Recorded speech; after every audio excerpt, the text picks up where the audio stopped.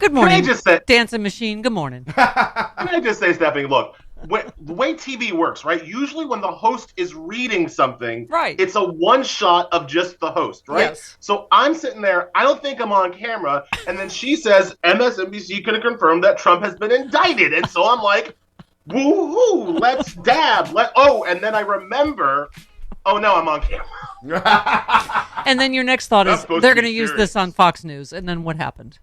Right? And so in my head, I'm like, if they catch me dancing, they're gonna use it on Fox News, be like, angry black man happy that Trump, and of course, Laura Ingraham clips me out and uses me as an example of Democrats celebrating Trump being indicted to prove that like it's all about the politics and the weaponization, which is so unfair because I'm just happy that a known criminal Right. has faced charges. Are you kidding? If Hillary was ever convicted of anything, it would look like Dance Fever on Fox News. Please just shut up over there. Shut up over there. Okay. They'd have a ticker tape parade in Tallahassee or Little Ellie, Rock or wherever. I was watching when this went down, and this is confirmed that God is a black lesbian because the fact that Joy was in the chair and you were there.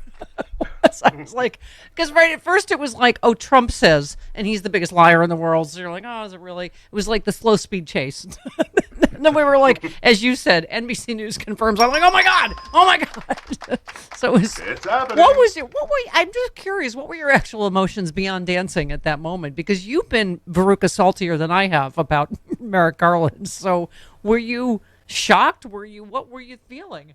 I mean, look, my opinion on Merrick Garland remains absolutely unchanged. It's his fault that we have taken this long to get there. He's slow walked this process. He didn't appoint Jack Smith until November of 2022. That's way too late in the game. Like, my opinion on Merrick Garland is not changed. But as I was listening, and more importantly, as I was reading the indictment, I had said, I think I've even said on your show, that I expected Jack Smith to indict Trump for something just to justify Jack Smith's existence, right? It's like, I've made the analogy, like when the cop pulls you over, they're going to give you a ticket for something just to justify pulling you over in the first place, right?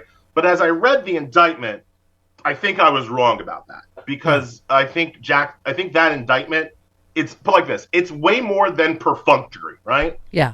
I don't see any punches pulled. I don't see any special treatment given. Like Jack Smith went after Trump with everything that he had in the chamber over this espionage stuff. And so like that, I give it up to Smith.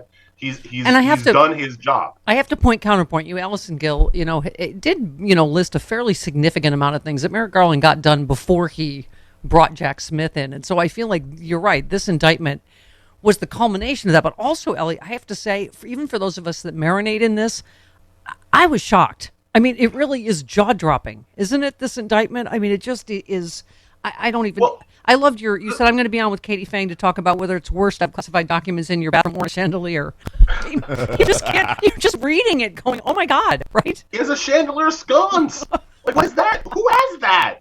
Like, that's not. They don't sell that at Home Depot. Is what I'm trying to tell you. Yes. Anyway, the thing that jumped out on me, besides Trump's obviously gaudy and terrible tastes, is the fact that Trump blew up his own best legal defense by running his mouth on tape, right? Yeah. Because the best legal defense, and you kind of alluded to this in the little clip of him that you played in the open, right? That Trump's best legal defense is that I didn't know they were classified documents. I didn't intend to take classified documents, and I certainly didn't intend to show classified documents to anybody who was not authorized to see them, right? That is best legal defense. Right. And he can't make it because he's on tape talking to a staffer saying, this is confidential. I'm not supposed to show you this.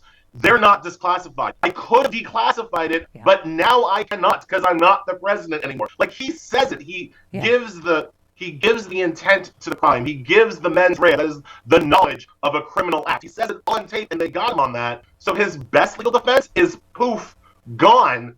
And I didn't expect to see that in the actual evidence, in the actual indictment. Well, Josh Hawley tweeted, if the people in power can jail their political opponents at will, we don't have a republic. You said, actually, as I pointed out, if people in power can avoid jail by returning to power, we don't have a republic. That's literally how the most famous one died. I mean, this is I think this is what the founders didn't count on, is an entire party that would stand behind this level of criminality. Do you think? Right, and they didn't count an entire, half of the American people also standing behind that kind of demagoguery. This is what the founders were worried about, because this is what kills republics, right? This is what killed the Roman Republic, right? Caesar makes himself dictator for life, because he's running from a lawsuit. I mean, it's as simple as that. He was being sued for unpaid debts, basically, and he didn't want to have to face the music, and so he wanted to keep himself in perpetual political power to avoid the lawsuit. That's essentially what Trump will be running for in 2024, to cross the Rubicon, to cloak himself in executive power to avoid consequences for his criminal actions. Well, as you said, you pointed to Joyce Vance's tweet about Judge Cannon. You said, I'm not going to freak out about Cannon just yet for the reasons below, but I will say, as I've been saying, I don't reasonably see why this trial gets done before the next election, which keeps Trump's only real defense on the president again in play, as you just alluded to. I mean, she could be, of course, overturned again because she'll be ridiculous again, but it'll delay it. Right, which would be the point. Look, the timeline is borked. This has been my problem for at least a year now. Like if you think about the practical realities of trying Donald Trump, that's like one bucket, right? If you think about the practical realities of trying the Republican nominee for president months or weeks before the election, that's an entirely different kettle of fish that I just don't think this country has thought through or is prepared to do. Once the Republican National Convention is July 15th to 18th. 2024. If he is not tried and convicted before then, and the Republicans do their horrible stuff of crowning him their leader and king once more, it just becomes very difficult to see how you're going to try a major party presidential candidate a few weeks before the election, the general election, and convict him and put him in jail. I mean, are we all James Comey now? Are we going to put him in jail in September? Like, how does that even work, really, right? This is the entire point, and his lawyers will say this, right? If they set a trial date that's in the middle of, after the convention, they will get right up to that trial date and then file an emergency motion saying that there are extraordinary circumstances and they need to delay the trial to after the election because, of the vagaries of trying to prepare for a weeks-long criminal trial while also running for president. And there will be Republican-appointed judges who agree with that argument, who think that is a good argument. Eileen Cannon might be one of them, but you'll find people on the 11th Circuit that agree with that, and you'll certainly find people on the Supreme Court that agree with that argument too. Allowing him to move the trial back behind the election. If he wins that election, and God forbid, let's hope he doesn't, but if he wins that election, he'll either pardon himself or he'll claim that he can't be held accountable because he's the president again. Yeah. Well, which goes to your piece you just wrote for The Nation this morning, that he's got to be defeated at the ballot box, if nothing else, because unfortunately, the fact that we're trying to wrap our minds around in 2023, that someone convicted of espionage and maybe sedition can maybe run and win the presidency. Again, it's just, I don't even know what to say about that. It's a ridiculous time to live in, right? The only way that he would have been disqualified from running for president was basically to use the 14th Amendment and say that you can't run for president if you're basically a previous traitor to the country, right? That's the post-Civil War, Bobby Lee can't be governor of Virginia thing that they put into the 14th Amendment, right? Good call, but to get there, you have to have some kind of finding or conviction or ruling of treason or sedition, and again, those charges haven't even happened yet, much less having tried, convicted of such sedition or treason, which means that the 14th Amendment can't operate, which means that Trump gets to run again. Does this indictment make you more hopeful that Jack Smith is going to also indict on January 6th? I mean, that's what the D.C. grand jury is still looking at, right? I mean, look, Jack has shown himself to not be another Bob Mueller, right? Yeah. Jack has shown himself to be able to conduct a serious investigation and have it come to something, right? So I feel like this. It's not exactly that I have more confidence that Trump will be indicted on January 6th in a timely manner, but I have way more confidence that whatever happens will be, I think the way I'm going to put it, is the best outcome legally that Jack Smith could offer, right? Yeah.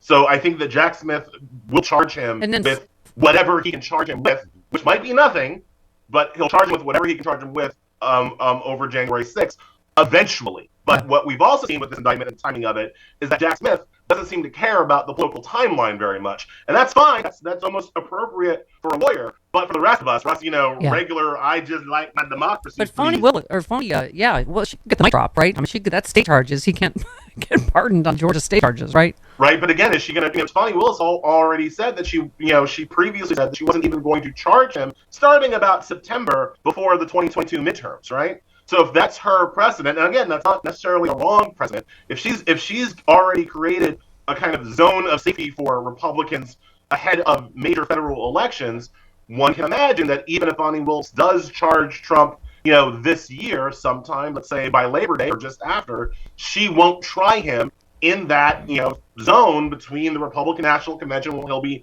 probably nominated as the presidential candidate, and the federal election in November 2024. So I don't think Willis will pierce that veil either. Again, it sounds like I'm being like the sad trombone. It sounds like I'm being the turn of the judge. I hear like, this. Well, I don't want to be, right? But I'm saying, like, if you just look at the timeline, I know. it's very hard to figure out how this gets done before July, and it's almost impossible to see how it gets done between July and November of next year. Yeah.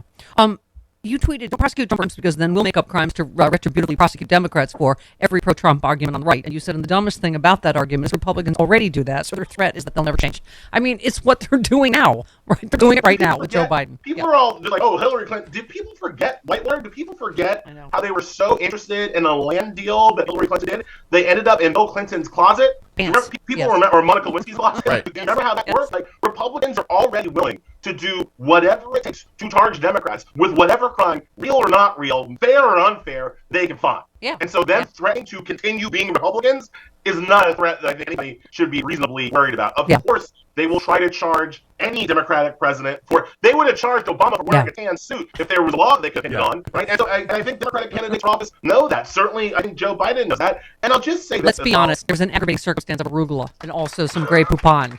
So it wasn't just a tan suit, Ellie. And I'll just say this as well.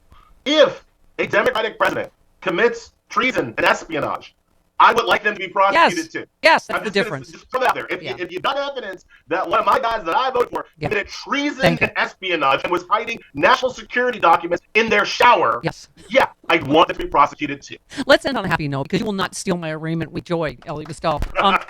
I choose to believe that justice is trending. Phil tweeted, FBI arrests Texas businessman at the center of alleged crimes that led to the impeachment of State Attorney General Ken Paxton. And you said, okay, my official theory is that Pat Robertson dying released such a concentration of evil that it blew back through the Hellgate, opened in 2016 when the Cubs won the World Series and closed it. Come on, Cracker Barrel going woke, Pat Robertson dying in Pride Month, Trump getting indicted. I mean, come on, Ellie. These are goals. First of all, Pride Month, the LGBT community is just racking up wins, right? Just like all across Pride Month. Like this is the best Pride Month. It's all like goal. Probably year round. So I feel we should try to extend it to July to see what happens. So I'm very happy with that. Look, I think you said it right. Justice is trending up. I think that is correct. I feel like there have been lots of things that have been simmering in the fire for a long time, and they're finally getting baked. Like the cake is ready to come out of the oven finally, and I think that is good. And I think that is exciting. Yeah. Are we going to get to eat the cake before November? That's my concern. Someone left your justice cake out in the rain. Is that what you're saying, Elie Mystal? Yeah, someone left it on the windowsill. The dog came, and like a lot of things going on. I just want my cake, and I want it now. Listen. I want cake now.